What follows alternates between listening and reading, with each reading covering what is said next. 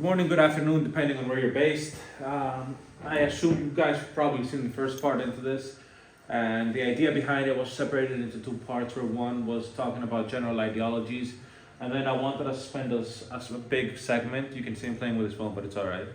On religion, and the reason why I wanted us to do this is because, as a former atheist myself, and potentially I assume Nicholas too. We started off with the youthfulness bliss of age, and religion has become a very, very important part of our day to day. Personally, mine started developing from experience with different religions, and later on, with my first experience with life, I found a lot of solace in philosophy, and eventually that grew into religion. So I'm gonna give the opening statement to you because I kind of want you to lead sort of this discussion because you're the main expert, other than a fantastic data scientist, on religion. I wouldn't. I think I've said it before. Your experience in sales show. I think you could sell sand to an Arab, as they say. I wouldn't call myself an expert in religion. I would say that a small backstory. We're Greeks. We grew up in Greece. Greece has a big percentage of Greek Orthodox. So, growing up, every family, I would say they're Christian, Greek Orthodox. The kids are the same because there's a lot of influence on the parents. So, personally, my journey is that I was a big part of that. I was believing, I was praying when I was a younger age, but I would say that there wasn't a lot of substance to it because we mentioned it before, but if you believe in something, you should ask the questions. Are you able to defend it? Because if you're not able to defend it or justify why you believe in it, it has no substance. And why do you believe what you believe? So the resources and the foundation behind it. So in my story, I would say that typical Greek kid, Greek Orthodox, even though I didn't really know what that meant. Maybe one or two movies over the Passover, a bit of church during major holidays. Then I would say that during school there was a period where I would say I was an atheist. Because I think that's spirit damage. I couldn't understand what I was saying, and I think a lot of stuff that I was reading in a way could be a fad, but I felt that I identified with it, questioning everything, etc. And then I would say that as I was growing up, around my 20s, a bit before my 20s, and before the mandatory military service in Greece, I started having this feeling inside me, which began into maybe reading different novels or movies and constantly hearing about the Bible and passages in the Bible. So I felt that I was relying on what Christianity is or what the Bible is based on accounts of other people's testimonies,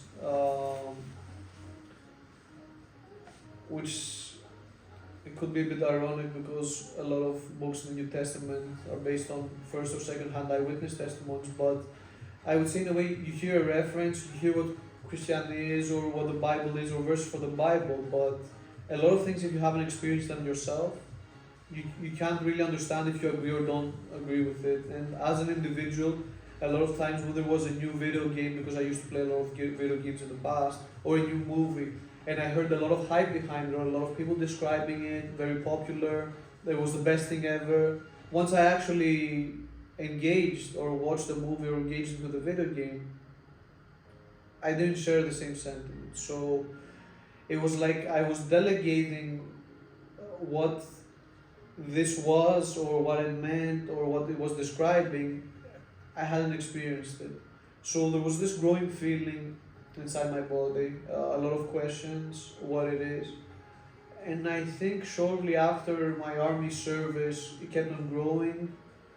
And during the first quarantine, I had ordered the Bible in English. I'm Greek, but with Alex, we attended English speaking school. So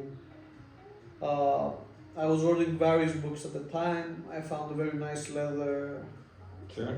Bible, very soft pages. I like, it's important, it might not seem important because you're reading it, but the way the book presents itself, the touch of it, it all goes to the sensory understanding. So I started reading it, and more questions were brought up. I bought the King James Version, which there's a lot of words which it's not common in English in a way, right? So a lot of words, the structure of the sentences wasn't so clear to me. I finished it, and I kept on rereading it. Then there was a phase where I was looking a lot about the history of Christianity. I watched a lot of debates on YouTube, because getting into apologetics as well, and a lot of videos essentially with Hyde Park in London, where I think for the last few years, for many years, every Sunday a lot of individuals gather there and they debate various topics from politics to Christianity. And this is where the opinion grew a lot to me, where essentially apologetics and apology, it's not actually saying I'm sorry, it's defending. So I cannot use the word apologetics. I was thinking, why are people apologizing for it when it's actually the defense in it? And I started reading more into it, some verses, reading parallels in my life.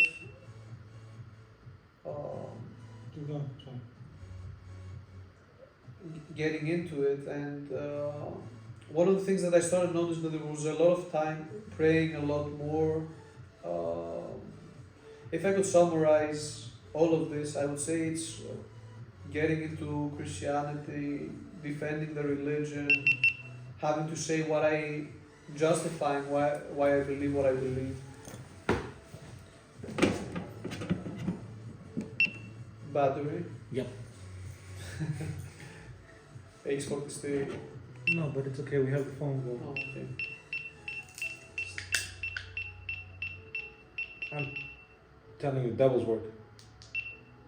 Could be. It says in the Bible, where 2 or 3 gather in the name, I will be amongst them. So, if I could summarize all this, I would say that it's perhaps the most difficult thing I've ever had to do. And I think a lot of it comes because Christianity is not judged based on me or you or anyone else, right? It's judged based on Christ, who he was, the actions he performed. Of course, there are representatives of the religion, for example, priests, which will be judged more harshly than others. But do you believe in the institutions at all? I'm sorry, finish what you're saying and then answer that. But yeah, I would say it's one of the hardest things because for someone, you can say you're Christian, but your actions can indicate something else. And even though Christianity is judged based on Christ, for someone that looks at you and what you're saying, seeing you act in a different way, either being dishonest or with lust, it has a very different message and it's very hypocritical. And I've caught myself a lot of times feeling very guilty or very hypocritical of how I'm feeling and what I want to do. So yeah, you told me about the institutions, right? This is something that I've been struggling a lot with because I'll tell you this. First of all, it says in the Bible, you will judge them by their fruits, right? Which common sense is that people can say something else, but their actions indicate something else. So you essentially judge them based on their actions.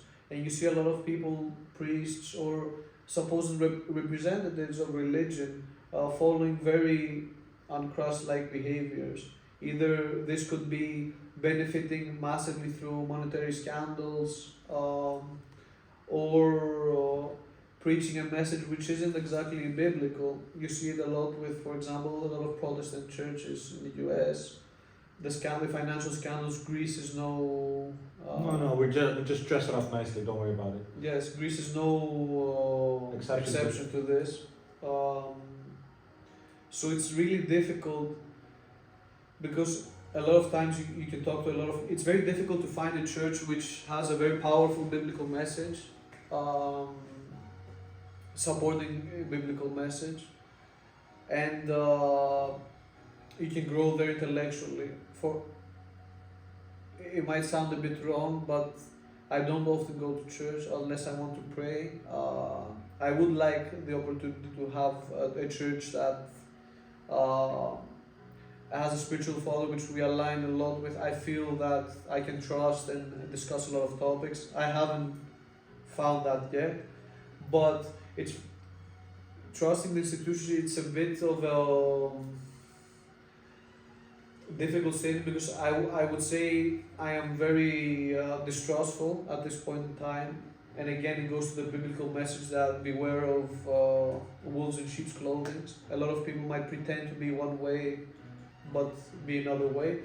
But even the Bible we have today, the New and the Old Testament, and the preservation of church tradition from the apostolic teachings was preserved by the early church fathers. So in a way it was vital, and the Orthodox Church keeps a very straight line from the early the apostolic teachings, how they acted, and has kept this preservation throughout all these years.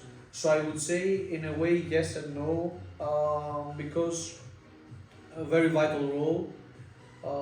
Now in this day and age, it's personally for myself, I'm very distrustful into the spiritual fathers or priests that are out there, because I know the amount of deception I can go through, and the financial scandals. What we said before, once you see this, it erodes your trust into the institution. So it's important to be able to judge such behaviors in a way.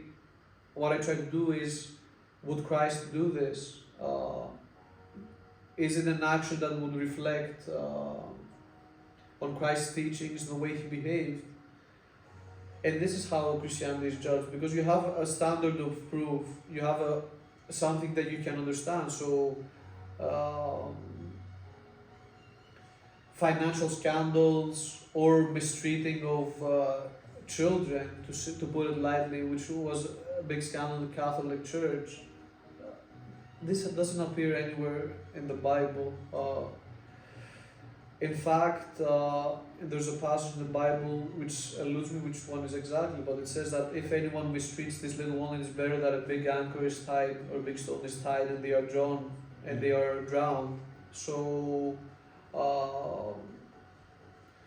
I'm saying this because there's a lot of people that might see those scandals and say, oh, look at Christianity, but these actions don't reflect on Christianity. And someone might say this is the no true Scotsman fallacy, but we have a basis of understanding and behavior and teachings which we can judge if this is Christ-like or un-Christ-like.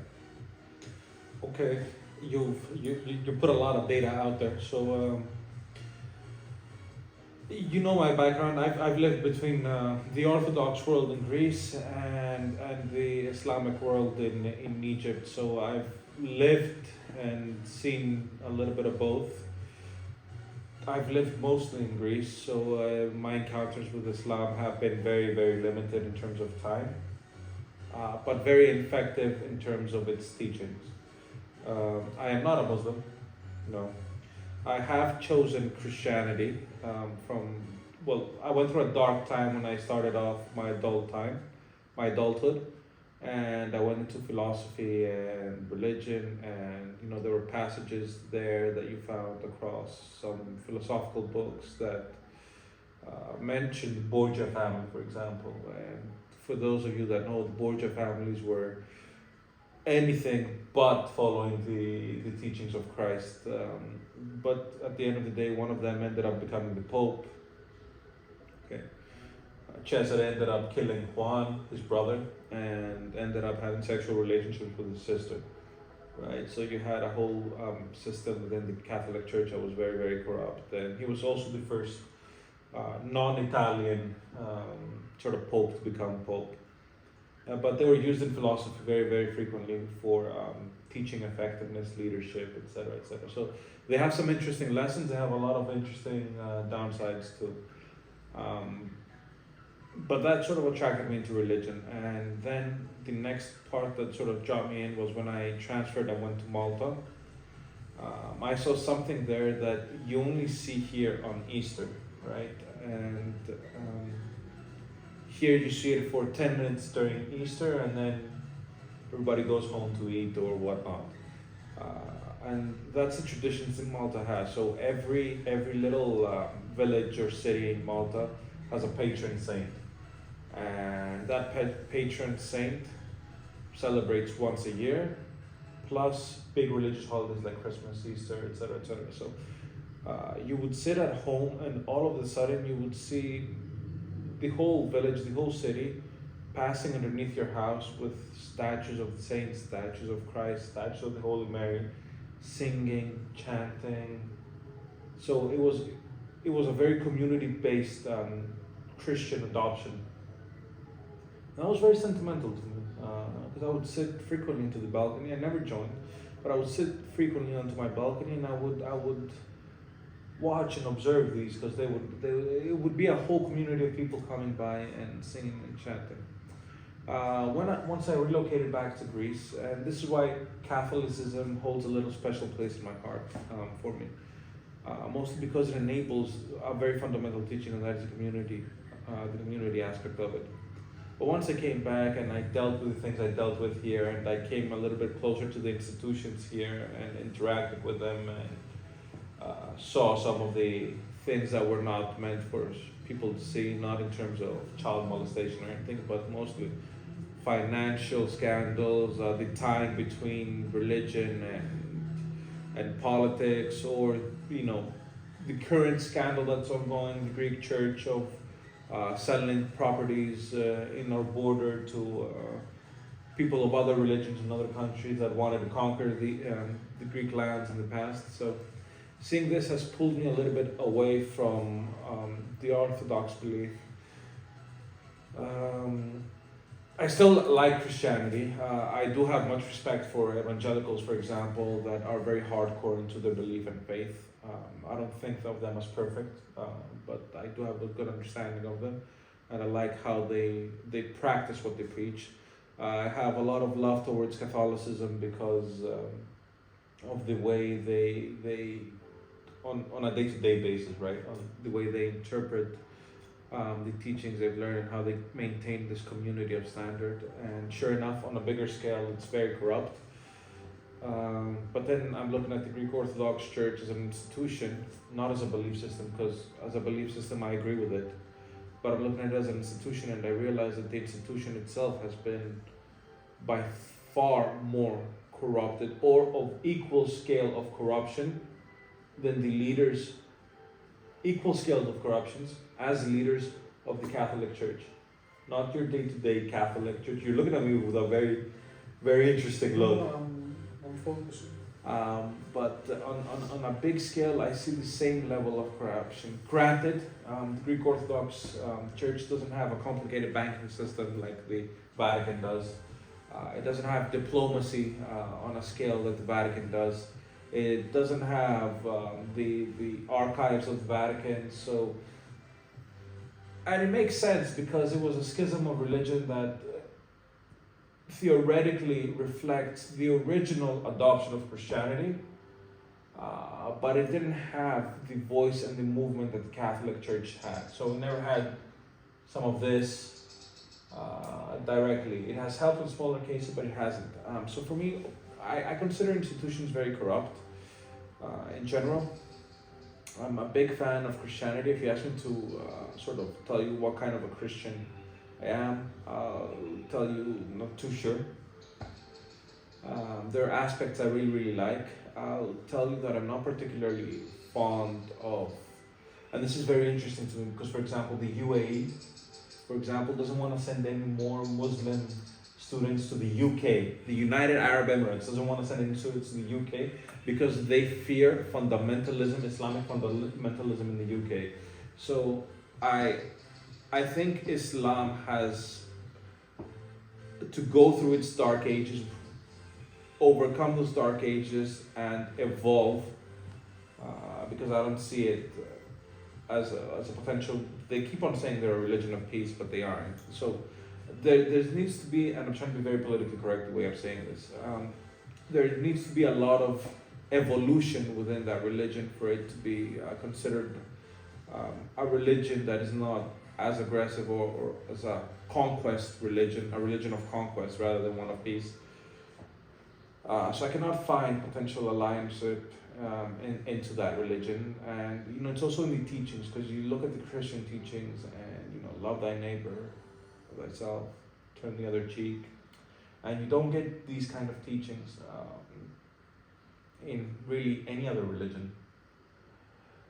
I forgot my original point of where I wanted to go with this, but I just sort of wanted to express my sort of train of thought into it. Yeah, I get what you mean. Look, the thing with Christianity as well is that Jesus Christ is one of the most well-documented historical figure that walked the plains of the earth. Of the history that we know of. Imagine the history that we don't know of. Yeah, the archives. That's I think it's a separate video. Yeah.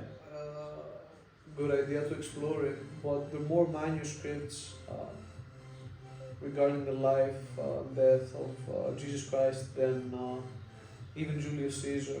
So we know a lot about, and not just from biblical sources, right, or from passages in the Bible, Josephus, Acta Pilate. There's a lot of historical manuscripts and documents which reference great teacher, healer. I think the issue, so there's no historian that denies that Jesus Christ walked the plains of this earth. A lot of people have an issue with the crucifixion. So because it's the, you can say the crucifixion, the death and the resurrection of it, right? So not an issue with the crucifixion as much as the resurrection part, which is the metaphysical part, which is deeply difficult to understand, even though in the Bible there, other than the students of Christ, there was a lot of individuals which saw him. In certain passages, I think I mentioned around 500 individuals after the resurrection, so and even more than that if I'm not mistaken. So a big part of it is a great teacher, a great healer, and even after Christ died, the amount of Christians that were slaughtered for their beliefs, burned alive, it's an overwhelming amount. So it begs the question that if you were being tortured or being asked to die for something, it's very difficult to die for something you know it's wrong. More the fact that you're willing to die for something you truly believe it's right. And there are many accounts of the disciples of Christ and how they died. From what I've read, not all of them are accurate, but a lot of them were tortured and suffered very brutal deaths. So it calls the question inside of would they be willing to be subjected to such torture and die? Apparently yes, because they lived through it and what they saw. So you had someone fully God and fully man walk the plains of the earth, healing all types of sickness. Even in the Bible it mentions that the amount of miracles he performed, there are, even if you wrote very many books, you wouldn't be able to fill them all up. Healing, the forgiveness of sin, because there's a lot of individuals which deny the deity of Christ and that who he was. So only God can forgive sins, resurrect people from the dead, heal the sick. And one of the other points that I wanted to mention is that yes, it is a religion of peace, but it's not just of peace, because even Christ himself had said in Matthew 2 that whoever doesn't have a sword, go and buy one. And even the phrase turn the other cheek, there's a lot of times that has been used to justify weakness and tolerance. There's a lot of interpretations. It's an act of defiance, really.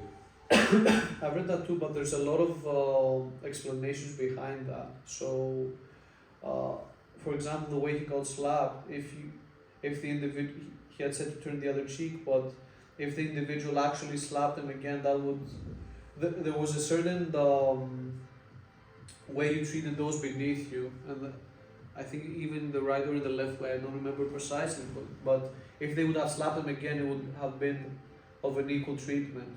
I think in Hebrew traditions as well, turn the other cheek, I'd read in a certain source that it meant to not be very prone to insults. So it wasn't the actual act, but and even one of the disciples of Christ, once the Romans came to arrest Christ, he had cut the ears of one of the guards and Jesus Christ had healed them. So the part where there's a lot of Christians that are very lukewarm, or it has been used as a justification for weakness, I never really understood that. I think the Crusades is a good response to why Christianity shouldn't be used as weakness. Yeah, the Crusades is an interesting topic because it came as a direct response to Islamic aggression. Yeah, so you had this spread in the Arabian Peninsula 600 years after Christ, the first crusade, if I'm not mistaken, at 1092, 1096, I'm not precisely correct, but there was many years of attacks on the European shores and to previous Christian Spain, countries. Portugal, Egypt, Syria. Yes, a lot of people forget that a lot of countries in what we call now the Arabic world, they were previous Christian lands. And there are some still some remnants. There even the example you mentioned, Egypt, Coptic Christians. Coptic Christians are firm believers in Egypt. You can see them. They actually tattoo a cross into their vein, and the idea behind it is that if they ever want to convert to Islamism, they will have to chop their cut their veins out before converting. Yeah. So. I think I forgot my train of thought there with this mention, but Crusades as a response. Yeah, well, the Crusades as a response. One of the things about reading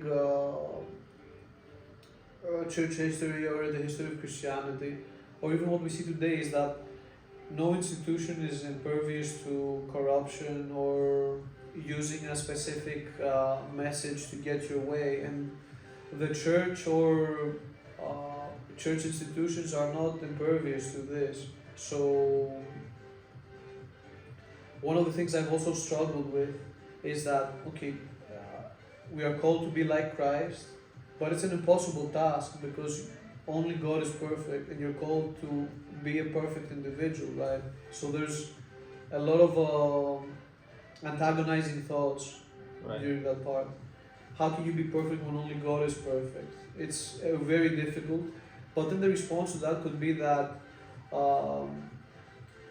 you might want to join a gym to improve your body, and you might see some individual that's has an excellent body, and you might never be able to do the same thing, but that doesn't mean you won't try in order to get yourself to a level very close to that. It's also very hard to be perfect in a world that is not God's kingdom, right? Because as far as I understand the teachings, and you can correct me if I'm wrong because you're the specialist on this, this world is the kingdom of the devil, not God. In one of the passages, and again I believe it's in Matthew, there's a part where Christ goes to the desert to fast for 40 days and the devil attempts to tempt him. Christ is never tempted, but there's an attempt. Mm-hmm. I'm mentioning this because there's a lot of individuals who might use this passage to say that he got tempted. It's a sinful, he sinned, he got tempted. If I attempt to steal something from you but I fail, doesn't mean that things were stolen from you, right? So one of the things he said is that he takes him a very high mountain and the devil promises to give to Christ all the kingdoms of the world and all the riches. And what's interesting is that you can only give something to someone if it belongs to you, right? So it's a validation of his presence Mhm. in this world and the rule that he has over this world. Um, so it's difficult in an imperfect world to be perfect. It's impossible actually, but in a way, maybe it's the struggle that Makes it beautiful. makes it beautiful or makes it worth it, because I have mentioned before that you don't know if someone is ready for something unless they get tested, right? Or if they're will. I can say I am Christian, but as soon as things turn sour for me, I can reject every teaching, follow something different. So any belief you have, if that belief hasn't been tested, you don't really know what you're made of. Do you think that's why Christians are being persecuted today more than ever? I think even Christ mentioned it, that if the world hates you, remember it hated me first. I think there's an attack on Christians worldwide, and it's not a conspiracy theory, because even in the form of movies or books or literature, people are very carefree to mock or blaspheme against Christ versus other religious figures. It's very out in the open, and we saw in the opening ceremony in France as well. There's a lot of hate towards Jesus Christ. The Olympics. Correct, in the Olympics. So I think there's a worldwide persecution, either physically or through means, to blaspheme Christ. But in order for you to hate something so much, you are also validating. So you're reaching a point that you want to be so against something. Why would you want it if it wasn't true, right? So you're invalidating. You're validating in a way the strength and the power of Christ by the attacks you're making against God. Yeah, but a Muslim might turn around and tell you that, listen, a lot of Muslims, Arabs are being vilified in movies. So does that mean that Islam is also being persecuted? And also Islam does mention the Jesus Christ. Our main difference is that we only see that Jesus as a prophet, not the Son of God. Well, I would respond to that and say that if you have the president of a company or a huge CEO or multimillionaire, calling him just an employee, you're not really being intellectually accurate, right? And you're not really being intellectually honest. So calling the Son of God, God in flesh, just a prophet, you're denying what makes him God. So you're not being intellectually honest with what you're saying and what you're presenting. I think everyone needs to really focus on why you believe what you believe. So, if I'm not mistaken, also in Islam they deny the crucifixion as well. I believe so, yeah. Which says that that they crucified him not, but it was made to appear as if he was crucified in one of the passages.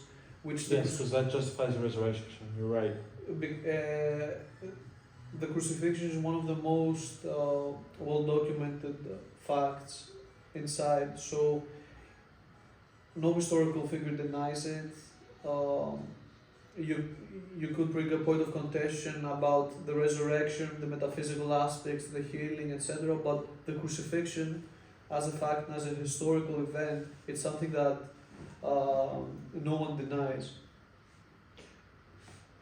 Another argument you'll hear about Muslims, and this is actually factually true because I had this discussion when I went to Jerusalem and visited the sites myself, is that all of the Christianic points, so in Via de la Rosa there's 13 or 16 points that you stop when you walk the path of Jesus, right? And those are not in the Christian segment of Jerusalem. They're actually part. So you have the old city of Jerusalem, the town walls, and it's separated into between Jews, Muslims, and Christians. And the Jews have their part, which is big wall. Don't really know what it's called, I'm sorry. And then you have the Christian path that has the church where they laid his body and where he was resurrected, supposedly. Well, supposedly, I'm sorry, my bad. Where I'm talking supposedly about the location of the religion, of the church, of the site. Yeah. Just to be clear, I'm not doubting the resurrection, right? I just want to be clear. I do have some second thoughts about the sites. Generally, Jerusalem was not as spiritual as I expected it to be. But the Via Dolorosa is all within the Islamic quarter, so it's all within the Muslim quarter, and that was very interesting to me because it's not a site that is being protected so much by the Christians, but rather by the Muslims. And vis-a-vis, part of the Christianic quarter also had the mosque, the Al-Aqsa Mosque, where supposedly Muhammad ascended into heaven. So how do you justify that? Because for me it was very weird to see. Look, I haven't been to Jerusalem. I don't know about the various traditions, etc. I haven't heard about the ascension to heaven that you mentioned before at all. I don't think it's in any hadiths or in the Quran side. I'm not sure. So that's a popular story. So I was told this. I didn't know about this either. But apparently, where Al-Aqsa is supposed to be, right on top of the wall for the Jews, because you have right underneath the Jewish site, and then you have a big mosque.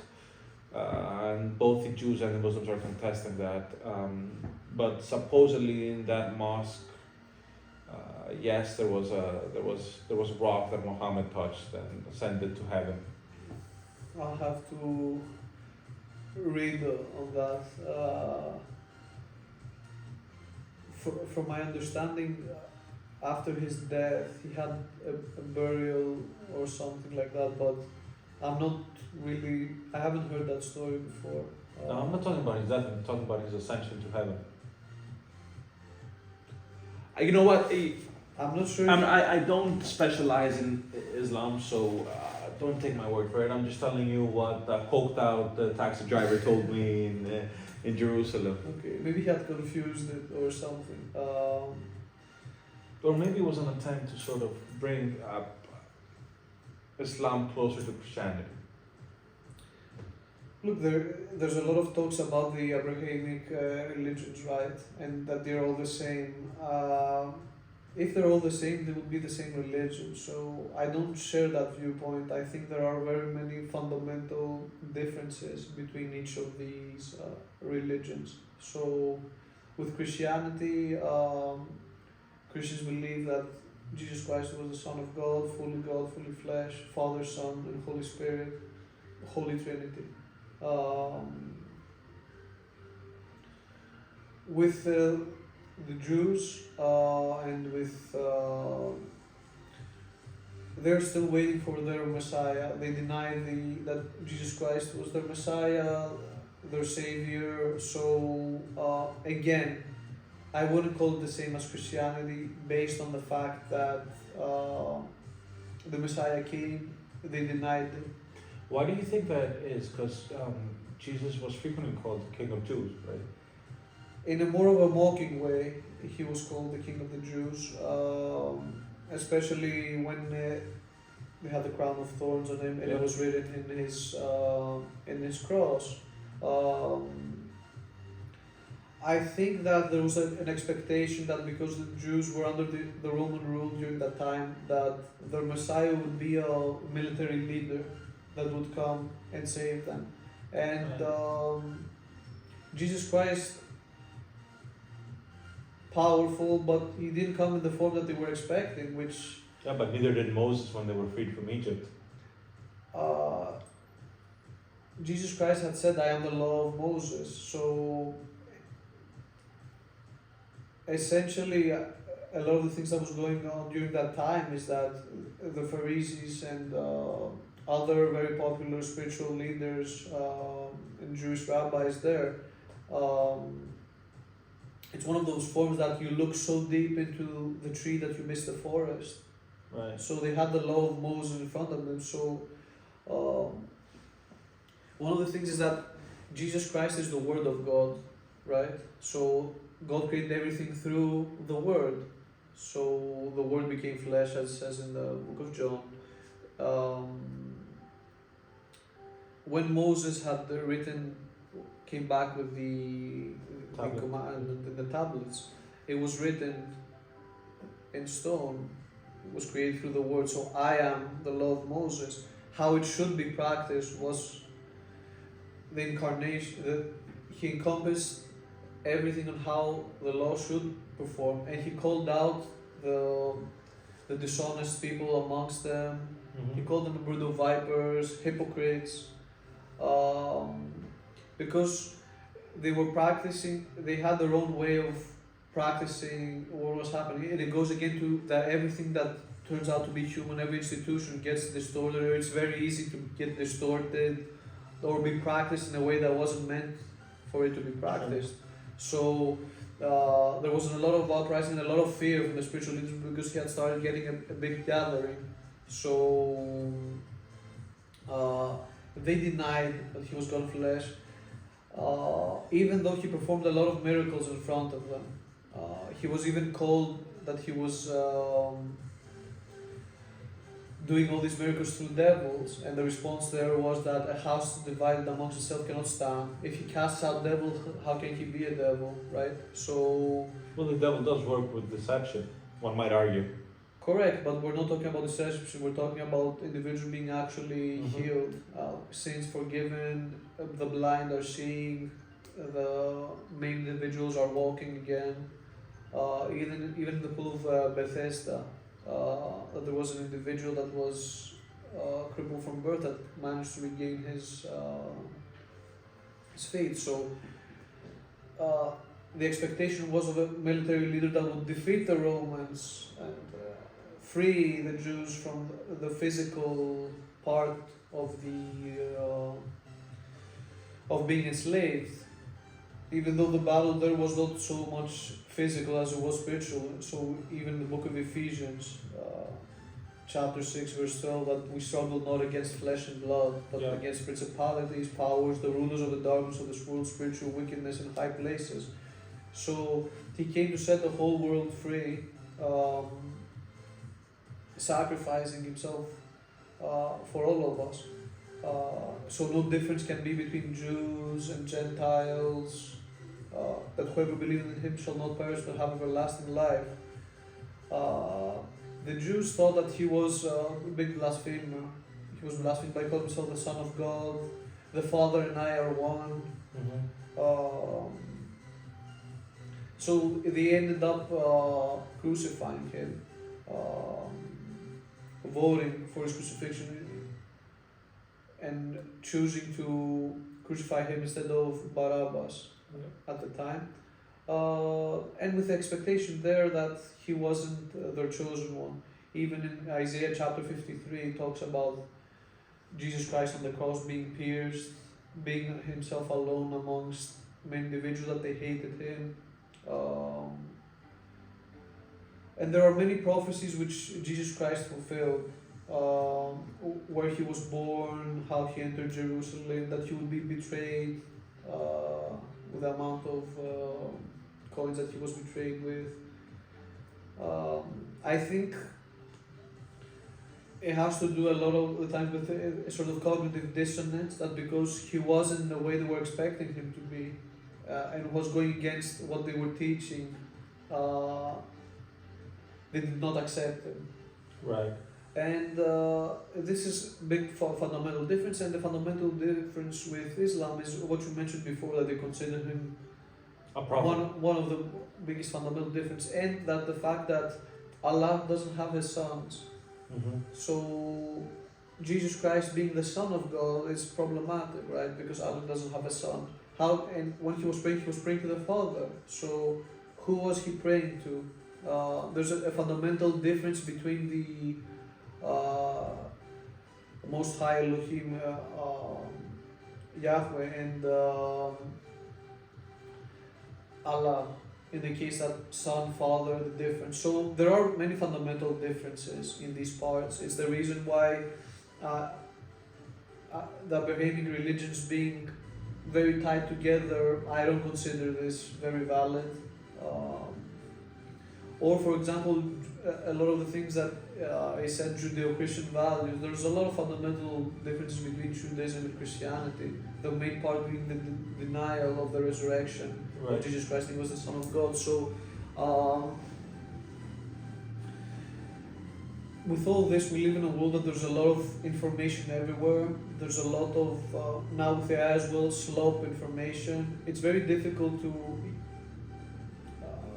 actually research a topic. It's very difficult to get very valid information because there's a ton of it, and a ton of information doesn't mean good information.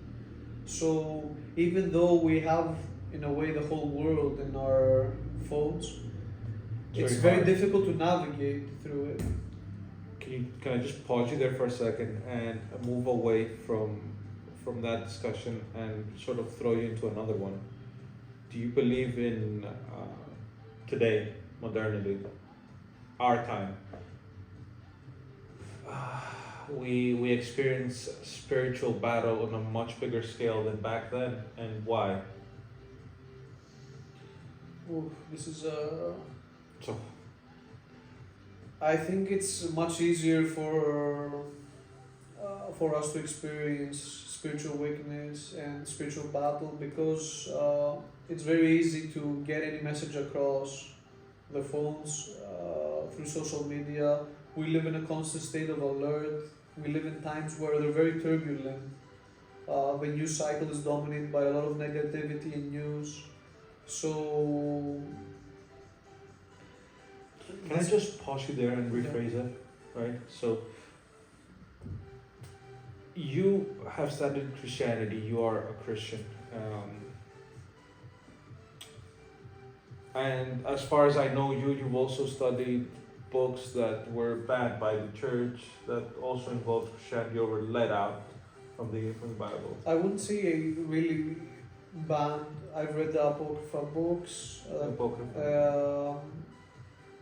the books of Enoch, which these are part of the canon of the Bible in Ethiopia. So you could not really ban, perhaps reject it in a way, but they are extra biblical resources. So what happened there is, I don't know if you know the backstory to that is, but the leaders of the Christian church met. So it was the Russo-Greek, the Orthodox.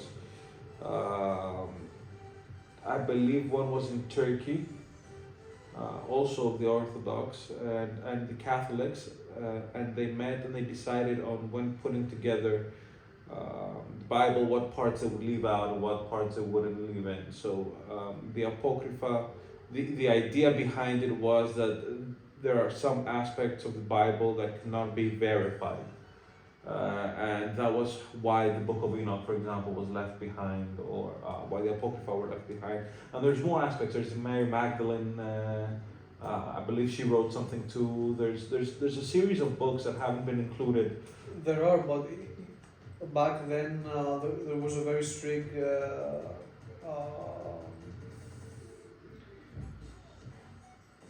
First of all, it wasn't very easy to write books. Yeah. Second of all, in order for something to be more or less accepted, you either have to have eyewitness testimony or someone very close in order for it to be included and written inside.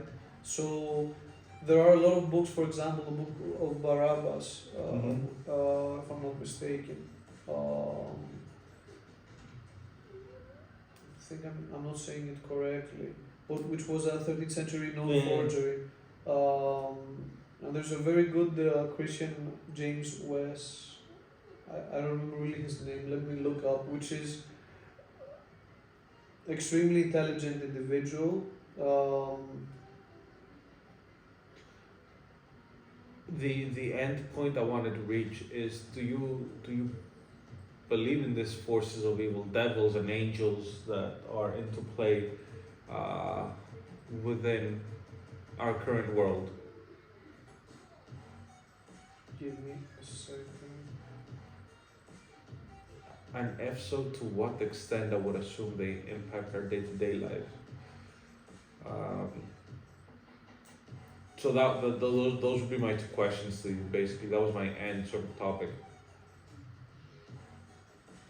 Sorry, Wesley Huff, extremely knowledgeable Christian apologist, goes very deep into literature, forgeries, the reason the books were included or not. He also appeared on the Joe Rogan Experience. Wesley Okay. Huff.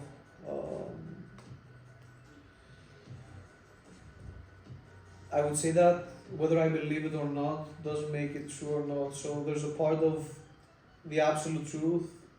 If the truth is the truth, whether one person believes it and a lie is a lie, whether a billion people believe it, right? So I do believe in angels and demons. Even in the Bible, it mentions that a lot of times be careful who you interact with, because you might be in the presence of angels without knowing it, so the individual may be angels. One of the things that the book of Enoch mentions, which has a lot of connections with the Bible, in the book of Genesis, that there were giants in the earth in those days and also after. So the sons of the fallen angels created those giants, they were the offsprings. So the Bible describes about around 200 angels descending Mount Hermon, finding the wives of men very attractive. And falling to this world after mating with them. And basically their offsprings and those that were dead ended up being the demons. So I think the main curse there was the knowledge they shared with humanity. they shared knowledge, but it wasn't you could say it's a part of the knowledge which they knew, Yeah. not necessarily the ultimate knowledge of heaven. So It also includes weapons, right? 'Cause correct, that's warfare warfare. and a lot of other items.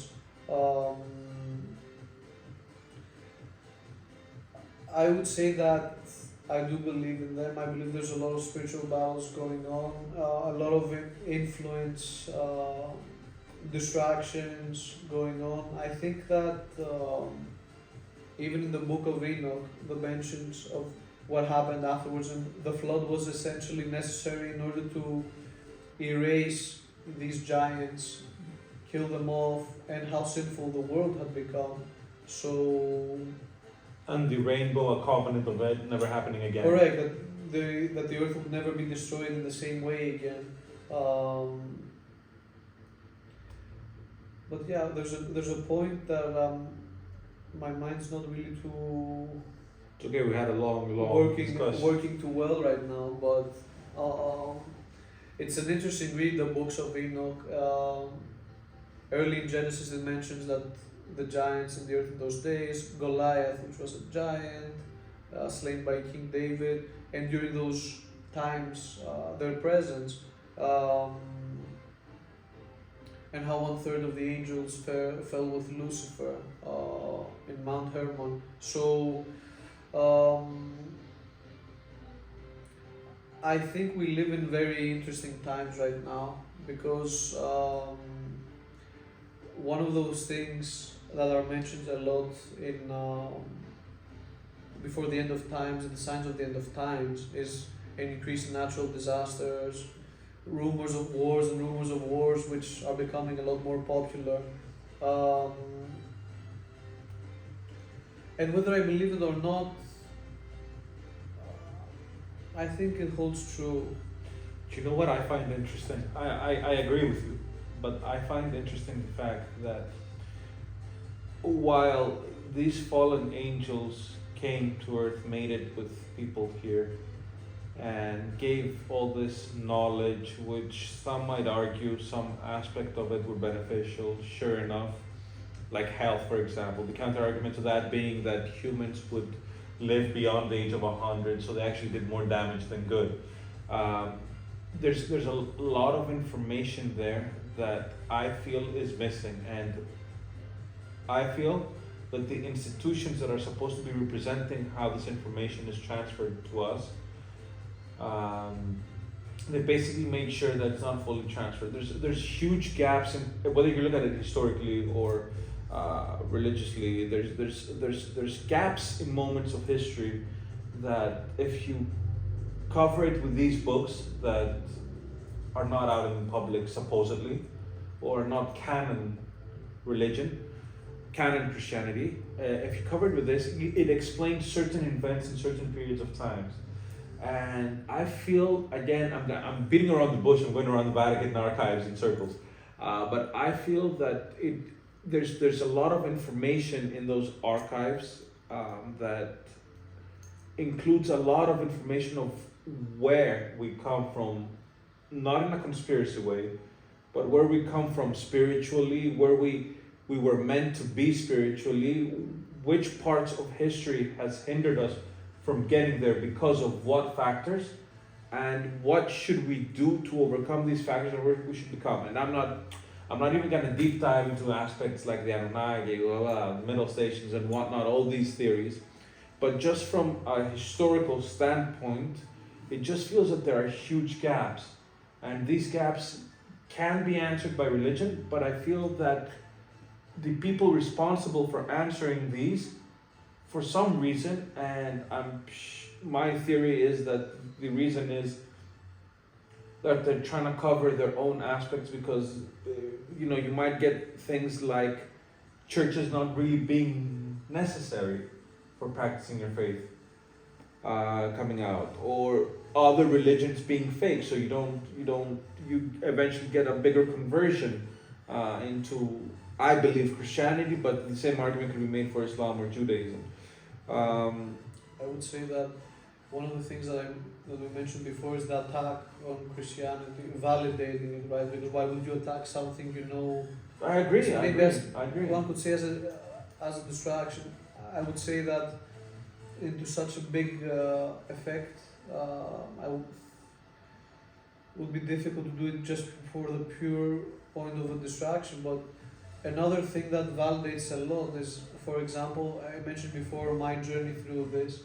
If you watch a lot of movies or a lot of music videos, the amount of demonic and satanic symbolism there, it's out of the, it's extraordinarily great. So, do you think that's why we don't know our history as people? It could be because the father of all lies, deception, Satan, right? So what I'm saying is that you are validating Satan and his works there. So you cannot validate Satan without validating the Most High and Jesus Christ. So you're essentially giving proof that you're trying to deny from the rest of the world by engaging in activities that show the dark side, right? Keep going. Why would I, in a video clip that costs a lot of millions to make and whatever, why would you, everything is chosen, there's a rational decision behind it, so why would you promote such symbolism there for something that you know is fake, right? It wouldn't make any sense. And it also doesn't make sense of it being due to random chance, because there's a lot of individuals making conscious decisions of what they're promoting. So the people that make those video clips will turn around and tell you, I agree with you, by the way. I do agree with you, but these people will turn around and tell you that it's done because it appeals to the aesthetics of the viewers. So you have. But you are creating what you want the viewer to see, right? You are creating the aesthetic. It's not that the viewer voted on it. Yes, but the more, for example, goring. I'm not gonna say goring, but the more questionably ethical an image is, the more you sort of attract the viewer to re-listen to this video clip or a rewatch lot of these it. clips, though, they are targeting teenagers, younger individuals. For me, it's corrupting the youth, but the idea, because I've had discussion in the past, is that it instigates some sort of reaction. Would the same video clips be accepted 30 years ago? No. No. So there's a slow trend towards them. It didn't happen from one day to the other. And I think it's because people feel that they can get away with it more. They create what the viewer will essentially want, right? Because no matter how bad a video clip is, if there's a hype behind it or a song, people will tend to listen to it. So creating all this symbolism unnecessarily, I mean, upside down crosses in a way, cannibalism in videos, a lot of blood, and ritualistic works. For me, this was a validation that because you're believing and engaging in these acts, you are validating the side of Christ. So let me get into more the side of Christ. So you're attacking someone that if they didn't exist or you weren't afraid of them, you wouldn't feel the need to do it. And you're engaging in activity, even though a lot of these people claim that they're not religious or atheists or falsely claim they're Christian. You're engaging in activities that the Bible speaks against, right? Very interesting, and the reason why it's interesting is because we've had this discussion on a private part before. I mean, we've had this privately, and I'll keep it privately. But my first interaction with what some would perceive as a devil or I don't know, well, evil forces was as a teenager, right about as I was finishing high school. So you see a lot of movement between evil forces going around children all the way up to teenage years. So there's a prime attack into children, and children up until the age of 18, let's say, right? And I wanted to sort of get your take on it. I know your take, but I just wanted to be heard public. Look, the children are the most sensitive to whatever they see, they absorb, right? And I think there are studies that claim that your mind doesn't get fully developed until 25. So even the age of 18, you mentioned, children are more susceptible to whatever they might present to them. And they're also a source of power for these people. Yeah, I think in a lot of ways because of their innocence and what of the Bible also mentioned to what happens to people who mistreat children. It's one of the greatest sins you can commit against the Most High.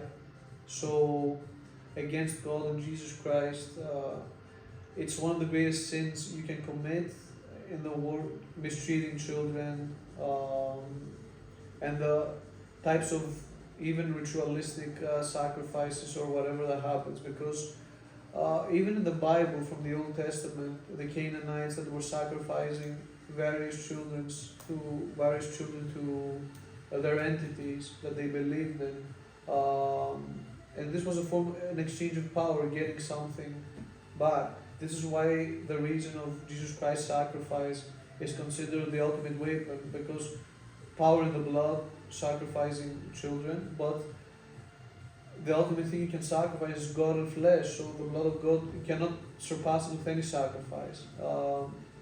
And I believe this is the reason why there's such an attack on children. It's very easy to influence them. You can see it in the rise of people that consider themselves homosexuals, transgender, and over the past 10 years that has become a lot more popular, right? Some might claim that it wasn't so acceptable to be like that in the past. I think there's a lot of influence going on because the numbers are much higher than they used to be of self-reporting. So, yeah. Some might argue that could also be a factoring in the war they have of natural products, food, processed stuff that impact your hormonal balance in different ways. Well, if you went to a fried food, a fast food place 20, 30 years ago, and you want to get fried potatoes, they would be made using beef tallow, maybe a bit of salt. Now the amount of processed ingredients that go inside most places, from seed oils to processed foods, other chemicals for preservation,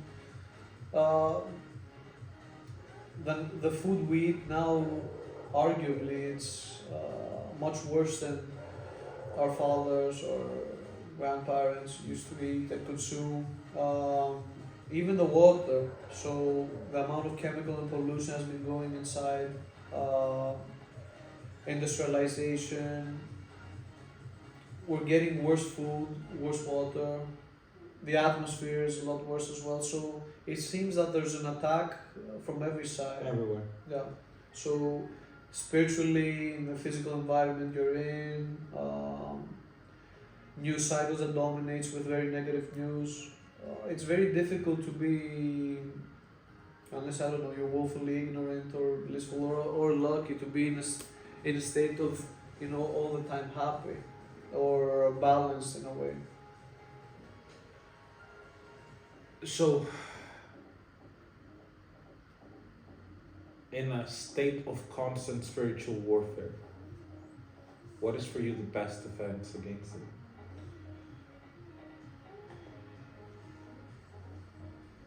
It's something that I desperately want to do is cut off all social media. It's a very hard ask. Yeah, stay away from screens as much as possible, which is difficult, especially if you work with computers, laptops. Yeah, I would say prayer, because it puts you in a state of in a dark room, of being mindful of your thoughts in the presence, Is there a specific letting go. passage or prayer that's important to you or helps you? I would say that it's important for me to let it out of what I feel at that point, and not really going inside with a specific structure. I try to be grateful, start off by being grateful and listening, because if you're very dominated by negative thoughts or what you see, it's very easy to get influenced, overestimate the impact of negative aspects in your life, and underplay the more positive things you have done. I know a lot of people from the book of Psalms. There's many different prayers depending on if you're feeling more depressed or anxious, that they pray and say a lot. But I think it's very important to try and have an honest conversation with God what you're doing there. Because a lot of times if you're going with a set prayer or structure, you might just be repeating the words but not actually feeling them and not actually open up. Okay. So I would say prayer, staying away from the screen, exercise, because we're spiritual beings capable of intellectual thought in a physical body, so the replication of the Holy Trinity in a way. Look, physical exercise, it's and not just for the physical part, but because it helps. No, it helps mental declutter. Try to keep your nutrition as healthy as possible. For me, this would mean try to avoid sugar as much as possible and ultra processed food. And the reason for sugar is that because it's basically in everything now. You might try to eat some dried breadsticks and check the back of the package and have it contain a lot more sugar than you would expect. And it's basically breadsticks. Why would you need to put so much sugar? So we're consuming a lot more sugar than we used to in the past. Look, it's part of a man's journey to go start off with wanting to conquer the world and then sort of figuring it out as you go.